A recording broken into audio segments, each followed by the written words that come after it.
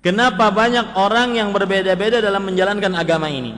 Padahal Tuhannya sama, nabinya sama, Al-Qur'annya sama. Bagus pertanyaannya. Karena berbeda-beda memahami Al-Qur'an dan hadis. Makanya dakwah salaf ingin mengajak agar satu pemahaman. Apa itu? Memahami Al-Qur'an dan hadis dengan pemahaman para sahabat. Kenapa para sahabat pemahamannya yang dicontoh? Karena satu, mereka diridhoi oleh Allah. Dua, mereka dicap oleh Allah dan Rasulnya sebagai manusia terbaik. Tiga, mereka kalau salah di dalam memahami Al-Quran dan hadis, kalau salah di dalam mempraktekkan Al-Quran dan hadis, langsung turun wahyu dari 7 petala langit kepada Nabi Muhammad SAW yang membenarkan, mengoreksi perbuatan kesalahan para sahabat. Dan tidak ada kaum yang seperti itu kecuali para sahabat. Saya beri contoh. Ada seorang sahabat ketika junub, beliau berinisiatif junub pagi-pagi hari sebelum subuh. Junub, bermimpi junub. Tapi tidak ada air. Nggak ada air. Otomatis tidak bisa mandi. Maka akhirnya beliau berinisiatif. Apa yang beliau lakukan? Berguling-guling di pasir. Seperti berguling-gulingnya kucing. Fatamarraga kama tamarragad dabbah, dalam hadisnya begitu. Maka beliau berguling-guling di pasir sebagai tanda bukti bahwasanya beliau mandi pasir. Kalau hadasnya hadas kecil kan bertayamum cukup. Ini hadas besar, maka beliau berpikiran, oh berarti harus mandi pasir.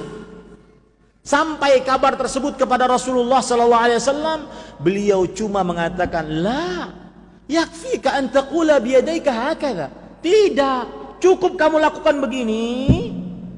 Pegangkan tanganmu ke dinding. Kemudian kalau ada debu maka tiuplah, kemudian usapkan ke wajahmu, kemudian usapkan ke kedua telapak tanganmu. Selesai urusan.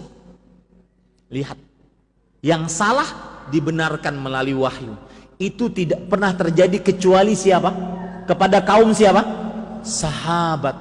Makanya saya mengajak kepada kaum muslimin, ayo ke ajaran salaf. Apa maksudnya? Memahami Al-Quran dan hadis dengan pemahaman siapa? Para sahabat. Apa salahnya mereka? Diridhoi oleh Allah, manusia terbaik kuntum khairu ummah. Kalian wahai para sahabat adalah sebaik-baik umat. Kalau salah dibenarkan dari dengan wahyu. Yang keempat, orang Arab paling paham tentang bahasa Arab dibandingkan orang kita.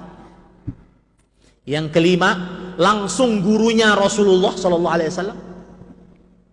Yang keenam, beliaulah pelaku sejarah. Hadis itu turun, ayat itu turun. Mereka tahu, paling paham tentang ayat Al-Quran, hadis Rasulullah SAW. Apa kurangnya? Ustaz, kan ada mazhab Abu Hanifah, Imam Malik, Imam Syafi'i, Imam Ahmad. Kemana ini mazhab? Maka kita katakan, imam-imam itu pun ikut siapa?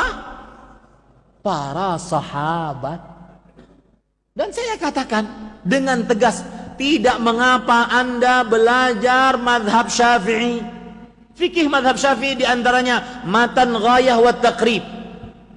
Belajarlah. Belajar fikih di sana. Silakan. Tetapi ketika Anda mengamalkan sebuah amalan, maka harus berdasar dari Al-Quran dan hadis. Belajar fikih tujuannya apa? Karena Pak, di dalam semua madhab itu fikihnya sudah teratur rapi. Dari mulai toharah, kemudian bejana, masalah air, masalah berwudu, mandi, tayamum, mengusap di atas sepatu, mengusap di atas jilbab, terus sampai sholat, puasa, zakat, teratur rapi. Di dalam mazhab begitu. Maka silahkan Anda belajar mazhab. Bahkan saya katakan, silahkan Anda mengatakan saya mazhab Syafi'i. Boleh, tidak ada yang melarang. Asalkan kalau beramal harus berdalil dari Al-Quran dan Sunnah yang dipahami oleh para sahabat. Nah itu sebabnya yang bertanya ini, kenapa Tuhannya kan sama, nabinya sama, kitabnya sama, yang beda apanya? Pemahamannya.